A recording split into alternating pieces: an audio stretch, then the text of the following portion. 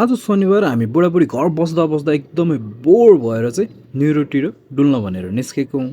निस्केपछि अब नखाइ भएर भयो त रोल खाने भनेर यसो हामी निरज दाईको कति रोलमा पुग्यो है त। सो हामीले चाहिँ दुईवटा रोल अर्डर गरेँ, एउटा चिकन र एउटा पनिर। फिलिङ इज असम है, टेस्ट पनि अति नै बवाल थियो। धेरै पछि खाएर होला मिठो लाग्यो मलाई चाहिँ। सो मजाले भ्याएँ मैले चाहिँ। त्यसपछि बुढीबाट नि अलिकति लिएर चाखेर हेरेँ है, बवाल थियो पनिरको पनि।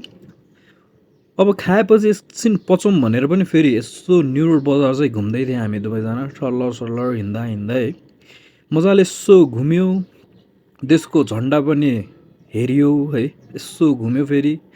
अनि अब घुम्दा घुम्दा घर फर्किनुपर्छ भनेर यसो टाइम हेरेको, लेट भइसकेको थियो। सो अब फर्किनुपर्छ भनेर चाहिँ यसो डुल्दै डुल्दै घर पनि फर्किने विचार गरेर फर्किँदैछौँ है त हामी।